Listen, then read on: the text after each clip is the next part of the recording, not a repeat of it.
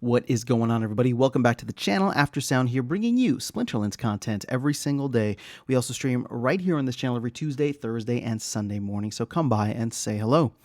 All right, well, we have, it seems, another another controversial action being taken by the team. Now, this is not a proposal. I want to make sure that's very clear. This is posted on the official Splinterlands PeakD or Hive blog. And again, this is an action that they are planning to take, and they are well within their rights to take it. And I'm going to say right off the bat so that people know exactly where I stand, I think this is an amazing idea. And in fact, I was calling for this in a video maybe a couple of months ago because I'm so bullish on the Nfty arcade platform that I wanted the DAO to take this action. But it seems as though it's going to come from the team itself rather than from the DAO. So let's go ahead and dive in. Now, Nfty Arcade, if you're not familiar with them, they run this amazing kind of like scholar type program where people can essentially come into the game for free. They have decks available. Well, when they're on the shelves, but they are frequently empty, right? Because there's just way more demand than there is supply. But what they offer for current players or people who have cards is to put a deck together for whatever league you want and then put it on the platform itself, put some kind of split, and they will find people to play with your cards.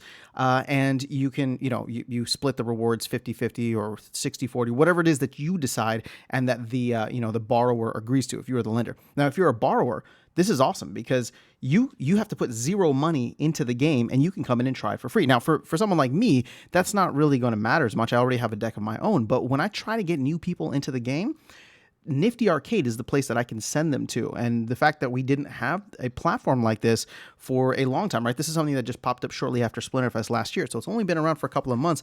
And the best part is they have way more demand than they have supply. I mean, that's not great, but it does show the fact that there is a lot of demand.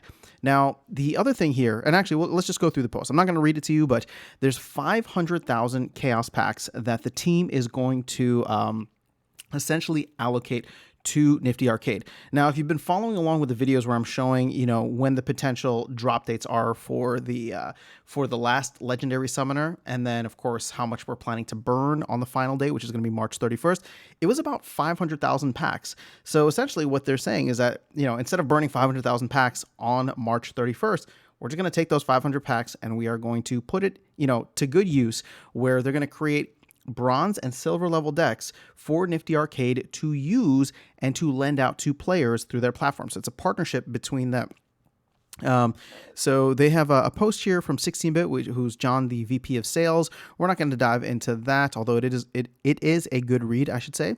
So as I say here, the current problem is that Nfty Arcade doesn't have enough decks. We feel this is a great opportunity. Again, I think that this is a fantastic idea. I just kind of wish that it was the DAO that was taking action, because then you could take a lot of those rewards that were being earned or split with these potential new players and then bring them, go back to feeding the DAO essentially.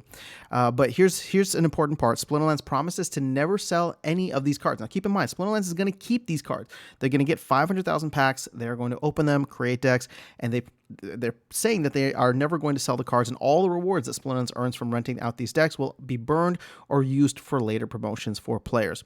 Now, here is an important part for those who may not be familiar with Nfty Arcade, or if you haven't seen one of their recent town hall appearances, which probably was a couple of weeks ago. But they are anti-bot. Like, they're very staunchly anti-bot, and there is a strict no bot policy on the service. So they are really, really trying to cater to the new player experience and make sure that people who come in and want to try out a bronze deck or a silver deck, whatever the case is, will be able to do so in a relatively easy manner, right? It's frictionless. That's not the word that they go for. That's more of a hard point thing. But just the fact that people will be able to come in without having to buy cards, figure out the market. You just get a deck lent to you, and then you go figure out the game, which I think is going to be super important. So here they say they're going to create mostly bronze and silver level decks. We don't want to compete with other players renting out higher level decks through the Nfty Arcade platform. So they don't want to do anything gold or higher. They want people like you and I who want to go in and essentially put our decks out for loaning or renting, or if we want to be investors and put together a deck, separate decks for that. They don't want to compete with that. So I think that's cool. The gold cards received from these packs are going to make some gold foiled decks that Nfty Arcade can use as prizes or as extra incentives for players that win and earn during that time.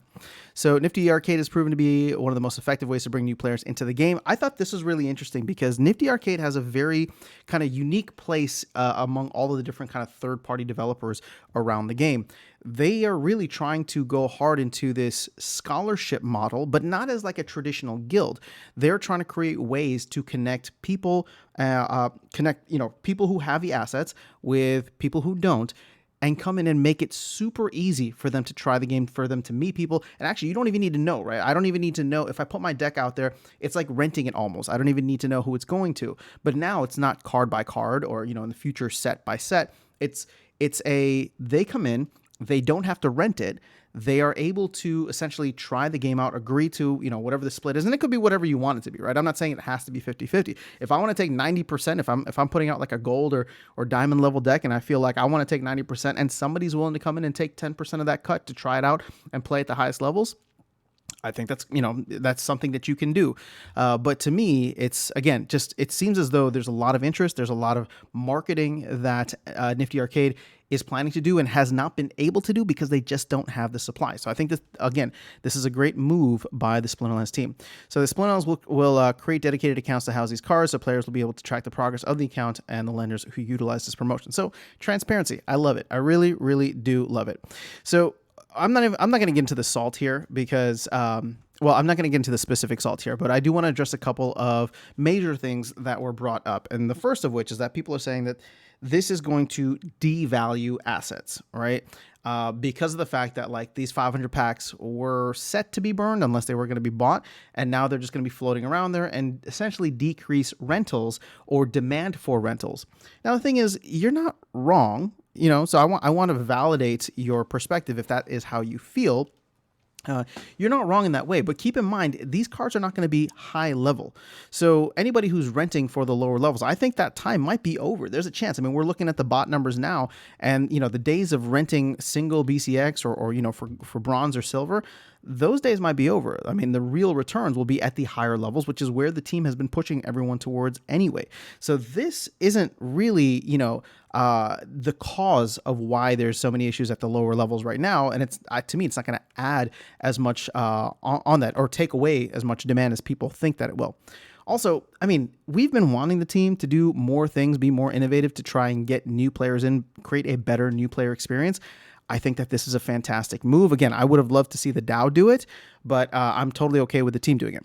Now, the other part of this, and I want to make sure that I address it, or we'll go into the second kind of gripe, is the fact that there was a DAO vote, right? There was a community vote back in November to start burning packs, and the community voted to do that. Now, a lot of people are upset because they're like, well, the community voted to burn packs, and here's the team just kind of unilaterally making a decision to just take 500K out of those and essentially put them in, which is, a couple percentage points of packs that are available. Here's the thing. The DAO really only has control or jurisdiction over SPS, vouchers, and the node licenses. When the team gives us the opportunity to vote on certain things, it's not because we have the right to. It is because they are just trying to get community sentiment and push, push isn't the right word, but, just get things out there and have the community help to guide where the game is going in the future. They don't have to do that. And a part of this that's so frustrating for me is and this is kind of why I try to stay out of the fray, but I will be honest with you. Like, I just feel like there's a huge sense of entitlement from a lot of the players in this game in terms of what they can and cannot control. Like, at the end of the day, I know we're trying to get to a fully decentralized game, but we're not there yet. So I think people need to stop acting like we are. There's a lot of things, there's actually a lot of things that I think would be better if the team just kept control of and didn't listen to the community at this point in time, right? We are very early in this whole community governance piece, and you've seen a lot of interesting proposals come out. You've seen a lot of bad proposals come out, both from the team and from wherever, right? But the point is that, at the end of the day, I like the move towards decentralization. But if I want a truly decentralized project, that Splinterlands isn't it right now. But that is the goal of where we're trying to go. Now, again, if you're going to look at this and then point to it and say, well, this is super bad. This is the team not listening. This is not decentralization, blah, blah, blah. Okay, you're not seeing the forest, or, was it forest through the trees or something like that? You're getting super hung up on it.